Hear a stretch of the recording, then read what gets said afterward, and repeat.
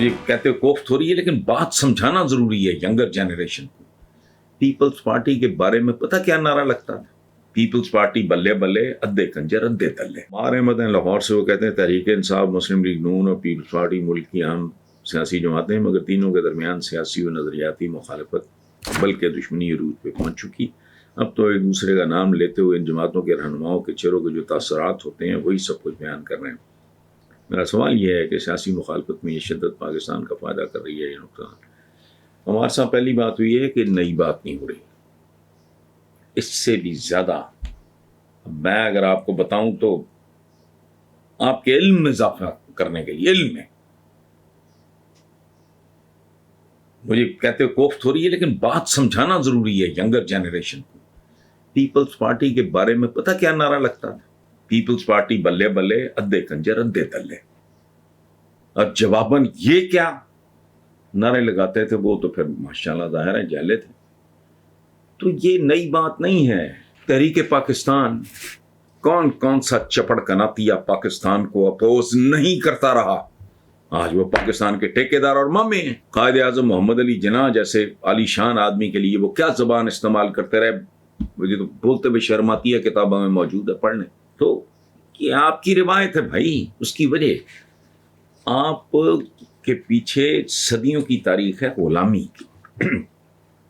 میں بار بار ایک بات کرتا ہوں، یہ جو ہمیں پٹی پڑھائی جاتی ہے نا کہ بر صغیر پہ مسلمانوں کی اتنے 100 سال اور یہ وہ اور 850 سال یہ وہ حکومت، یہ غلط ہے۔ مسلمانوں کی تو مسلمانوں پہ حکومت آج نہیں ہے پاکستان میں 2022 میں، جو آتا ہے لوٹ مار کر کے کھا پی کے بو گئے۔ کبھی سنا ہے کسی امریکن نے پاکستان میں جائیداد خریدی ہو، ہندوستان میں خریدی ہو، سوئٹزرلینڈ میں خریدی ہو؟ یہ سارے بے شرم بے حیا کرپٹ لوگ۔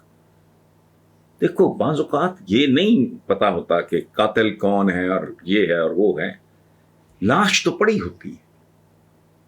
تو پاکستان کی جو حالت ہے سامنے ہے نا آپ کے، کس نے کیا؟ آپ نے کیا، میں نے کیا، ثبوت نہیں ہے فلانا، وہ ثبوتوں کو گولی مارو، جو اقتدار میں رہے ہیں وہی ذمہ دار ہیں اس کے لیے۔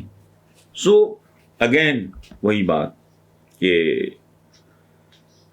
یہ اول تو یہ بات نہیں، اور دوسری بات یہ ڈیموکریسی اور فلانا، یہ بہرحال میری عقل سے باہر ہے اور آپ کو پورا حق ہے آپ اس سے اختلاف کریں۔ میں بلوچستان کے بارے میں زیادہ نہیں جانتا، سوائے اس کے کہ ایک زمانے میں مرحوم یا بختیار، اللہ پاک ان کی مغفرت کریں، انہوں نے میرے پہ کوئی کیس کیا ہوا تھا، میں 2-2.5 سال وہ کیس بھگتتا رہا، جاتا رہا، میں کوئٹہ جاتا تھا 1-2 دن، 1-1.5 دن رہ کے وہاں اسلام آباد واپس آ جاتا۔ تو مجھے بہت زیادہ نہیں علم بنیادی، بٹ میں ایک اصول کی بات کر رہا ہوں۔ آپ نے لاجیکلی بات کی، لیکن یہ اور طرح کا، دیکھو 18 سال سے پہلے کیا بچے کو کیا نہیں لگا ہوتا جو بعد میں لگتا ہے؟ آپ کہتے بالغ نہیں، اور یہ کل کی بات ہے انگلینڈ میں جو جمہوریت کی موجد ماں ہے۔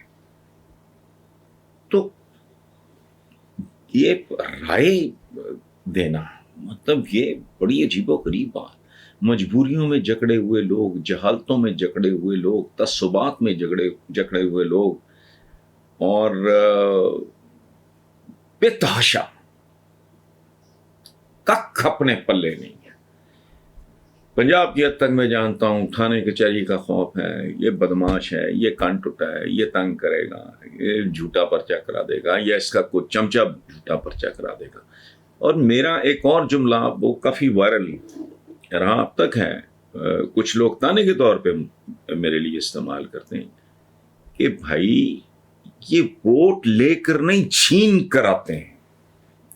چھیننا کیا ہے؟ ایک تو یہ نا گن پوائنٹ پہ رازن ہے، کوئی ڈاکو ہے، اسلحے کے زور پہ اس نے لوٹنے کے ہزارہا طریقے ہیں۔ پاکستان میں فائنانس کمپنیوں سے لے کے جو ڈبل شاہ تھا جو ہمارے گجرات کا، اس طرح کے کئی فراڈ ہیں۔ تاج کمپنی کتنی نامور کمپنی تھی، قرآن پاک کی اشاعت ان کا کام تھا، لوگوں کے پیسے کھا گئے۔ جعلی ہاؤسنگ اسکیمیں بنتی ہیں، ان کے نام پہ کھا جاتے ہیں۔ رشوت کیا ہے؟ یہ گن پوائنٹ ہی ہوتا ہے نا، وہ بھی مجبوری ہے، تیرا کام لٹکائیں گے، نہیں کریں گے۔ کسٹم میں کتنی بے غیرتوں والی اصطلاح استعمال ہوتی ہے حرام کے لیے۔ سپیڈ منی، ایک آدمی کا کنٹینر آیا, اس کو ڈیلے کری جاؤ, کہتا ہے اس کتے کو ہڈی ڈالو, کنٹینر چھڑاؤ. ایک اس طرح کا ملک جس میں نہ کوئی ایجوکیشن ہے, تعصبات اپنی آخری انتہا پہ ہیں, جذباتی لوگ ہیں, اور خوف کی فضا ہے, حرام کی فضا ہے, بھوک ننگ کی فضا. اس میں کیا جمہوریت اور کیا نا جمہوریت. میں تو اس کو بہت بڑا, اس کے لیے انگریزی میں ایک لفظ استعمال ہوتا ہے شیم ڈیموکریسی. جیسے پاکستان کے ایک دانشور نے ایک زمانے میں شیم ڈیموکریسی لکھا تھا, تو میں اس زمانے میں جنگ کے لیے لکھتا تھا, تو میں نے کہا یہ شیم ہے, شیم نہیں ہے. تو بہرحال شیم ڈیموکریسی, فراڈ. اس کی میں ایک اور بھی مثال دیتا ہوں آپ کو کہ مغل اعظم میں پرتھوی راج نے اکبر اعظم جلال الدین محمد اکبر اعظم ذل سبحانی کا رول پلے کیا. وہ اصلی اکبر سے بھی شاید زیادہ وجی آدمی ہو پرتھوی راج, لیکن بھائی نہیں, وہ 2 نمبر ہے. شہزادہ سلیم کا کیریکٹر کیا اس میں دلیپ کمار صاحب نے, امر کر دیا, کمال کر دیا. لیکن بھائی وہ یوسف خان تھے جن کا فلمی نام دلیپ کمار تھا, اور فلم میں وہ شہزادہ سلیم بنے ہوئے. تو اس پہلے تو غور سے کبھی انگلینڈ کی تاریخ ہی پڑھ لیں پلیز. یہ ڈیموکریسی اور یہ ویسٹرن ڈیموکریسی ہمارا اس سے کوئی لینا دینا نہیں ہے. تو ملک کبھی ایک اور بات میں آپ کو بتاؤں, شیر خوار بچے کو ابھی 2 مہینے 4 مہینے کا, اس کو آپ کوبے بیف یا تلور کھلا دیں تو پھڑک جائے گا بیچارہ. اس کی عمر ہے شیر خواری کی. قومیں بھی اسی طرح ہوتی ہیں, جیسے کہ بچہ پیدا ہوتا ہے قوم پیدا ہوتی ہے, قوم جنم لیتی ہے. ہمارا جنم آج سے حضور کی آمد کے بعد ہمارا جنم ہوا, آج سے 14.5 1500 سال جتنا بھی ہے, تو کچھ بھی نہیں ہے. تو اچھا اربوں سال کی جہاں کی تاریخ ہو, تو وہاں اس قومیں جب جنم لیتی ہیں تو پہلے وہ پنگھوڑے میں ہوتی ہیں. اس کی خوراک لباس اور طرح کا ہوتا ہے, اس کی دیکھ بھال اور طرح.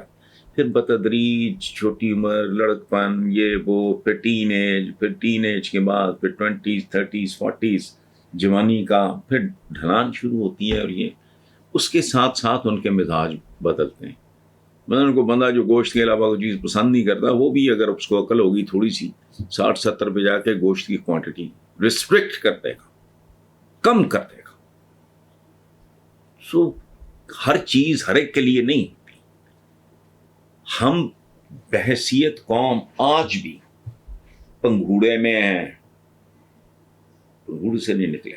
رالیں ٹپک رہی ہیں, رو رہے ہیں, کوئی پیمپر چینج کر دے تو کر دے.